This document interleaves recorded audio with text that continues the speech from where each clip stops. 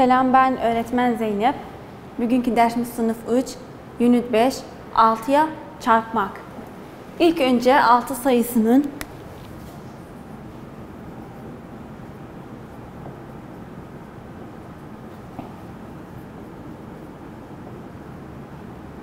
çarpması yazıyorum. 6 çarpı 0 her zamanki gibi söyledik. Başka bir derslerde, geçen derslerde her bir sayıyı sıfırla birlikte çarparsan çarpımın sonucu hep sıfır olur, değişmez. 6 çarpı 1 her bir sayıyı 1 ile birlikte çarparsan çarpımın sonucu aynı sayı çıkıyor. 6 çarpı 2 eşittir 12. 6 çarpı 3 eşittir 18. 6 çarpı 4 eşittir 24. 6 çarpı 5 eşittir 30. 6 çarpı 6 eşittir 36. 6 çarpı 7 eşittir 42. 6 çarpı 8 eşittir 48. 6 çarpı 9 eşittir 54. 6 çarpı 10 eşittir 60. Tamam. Şimdi biz bunları öğrendik. Bir örnek verelim şimdi. Mesela 6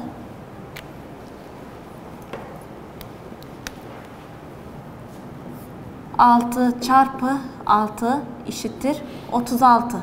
Bunu nereden bildiniz 36? Şimdi 36 tane küme yapıyorum. 1, 2, 3, 4, 5, 6. Sırada kaç küme var? 6. Sıra. Şimdi ne yapıyorum? Hangi şeyi? Matris kullanıyorum burada. Ve çarpı 6. 6 sütun ve 6 res. 6 sıra ve 6 sütunla birlikte. 1, 2, 3, 4, 5, 6. 1, 2, 3, 4, 5, 6. 1, 2, 3, 4, 5, 6. 1, 2, 3, 4, 5, 6. 1, 2, 3, 4, 5, 6. Tamam. Şimdi burada kaç sıra var? 1,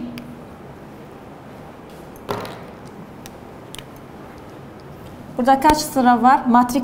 Matris kullanıyorum. Matris. Kaç burada sıra var? 1, 2, 3, 4, 5, 6. Tamam. Şimdi burada kaç sütun var? Sütun 1, 2, 3, 4, 5, 6. Tamam. Şimdi bu kümeleri hepsini birlikte sayıyorum. Topluyorum birlikte. 1, 2, 3, 4, 5, 6. Tamam. Şimdi burada 6 var. 6. Kaç sıra var? 1, 2, 3, 4, 5, 6.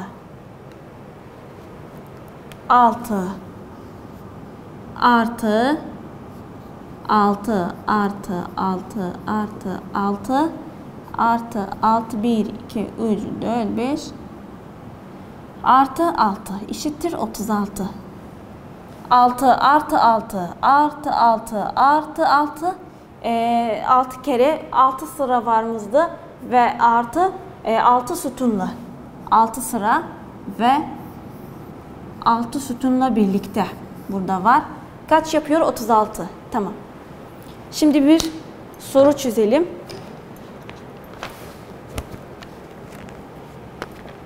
Sayfa 81.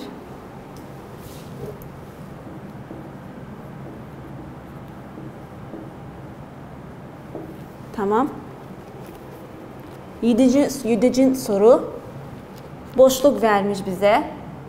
Çarpı 4 eşittir 4 çarpı 3. Şimdi biz burada ne yazıyoruz? 3. Söyledim. Eğer yer değiştirsem aynı sayı çıkıyor çarpının sonucu. Tamam. Başka bir soru çözelim.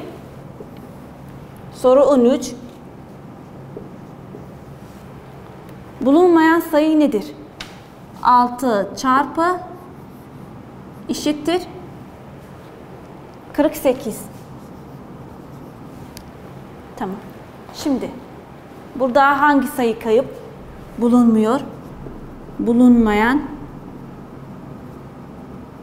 sayı hangisidir? Tamam. Biz söyledik.